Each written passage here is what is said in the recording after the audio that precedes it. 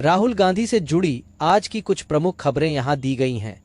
Pune court में जान का खतरा बताया। पुणे की एक कोर्ट में दायर मानहानि के एक मामले में राहुल गांधी की ओर से एक याचिका दायर की गई थी, जिसमें उन्होंने अपनी जान को खतरा बताया।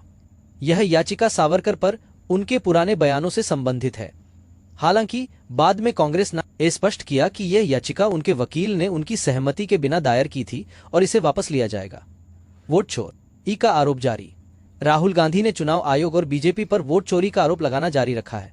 उन्होंने दावा किया कि कांग्रेस 2024 के लोकसभा चुनाव में लगभग 70 सीटें 50,000 से कम वोटों के अंतर से हारी और पार्टी इन नतीजों की जांच कर रही है।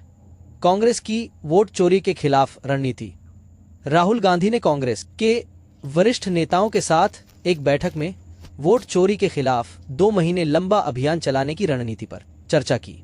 इस अभियान में 14 अगस्त की रात को देश भर में मशाल मार्च और फिर 22 अगस्त से 7 सितंबर तक राज्य की राजधानियों में रैलियां शामिल होंगी। मृत मतदाताओं के साथ मुलाकात। राहुल गांधी ने बिहार के उन 7 मृत मतदाताओं से मुलाकात की और उनके साथ चाय पी, जिनका नाम कथित तौर पर राज्य की मतदाता सूची से हटा दिया गया था। उन्होंने इस घटना को चुनाव आयोग द्वारा मतदाता सूची में हेरफेर का एक और उदाहरण बताया। बीजेपी का पलटवार। बीजेपी ने राहुल गांधी के आरोपों पर पलटवार करते हुए कहा है कि कांग्रेस हर हार के बाद ईवीएम और चुनाव आयोग पर आरोप लगाती है। बीजेपी ने भी राहुल, प्रियंका गांधी और अन्य विपक्षी नेताओं द्वारा जीती गई सीटों पर अनियमितताओं का आरोप लगाया है। अगर आप किसी खास खबर के बारे में और जानना चाहते हैं तो कृपया पूछें। वोट चोरी के आरोपों पर समर्थन। हाल ही में राहुल गांधी ने लोकसभा चुनाव 2024 में वोट चोरी का आरोप लगाया था। इस मुद्दे पर अखिलेश यादव ने उनका पूरा समर्थन किया। अखिलेश ने मीडिया से बात करते हुए कहा कि यह सिर्फ वोट चोरी नहीं बल्कि वोटों पर डाका था।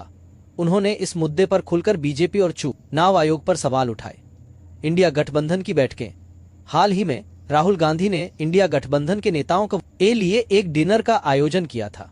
इसमें अखिलेश यादव भी शामिल हुए थे।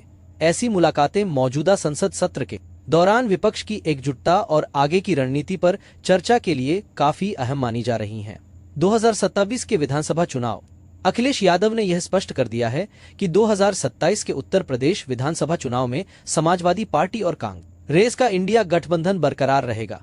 उन्होंने कहा कि सपा और कांग्रेस मिलकर चुनाव लड़ेंगे। हालांकि कुछ मुद्दों पर दोनों नेताओं के बीच पहले अलग अलग राय भी रही हैं, जैसे कि चीन से जुड़े एक मामले में। लेकिन फिलहाल दोनों नेता चुनाव आयोग और सरकार पर लगाए गए आरोपों पर एक साथ खड़े हैं। सावरकर मानहानि केस में अर्जी।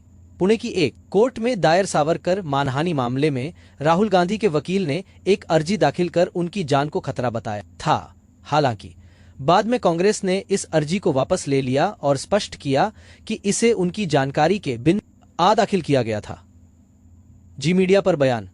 राहुल गांधी ने जी मीडिया समेत कुछ न्यूज चैनलों पर सरकार का पक्ष लेने का आरोप लगाया है। उन्होंने कहा है कि ये चैनल निष्पक्ष पत्रकारिता नहीं कर रहे हैं और केवल एक तरफा रिपोर्टिंग कर रहे हैं।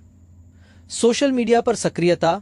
राहुल गांधी अपनी बात जनता तक पहुंचाने के लिए सोशल मीडिया का जमकर इस्तेमाल कर रहे हैं।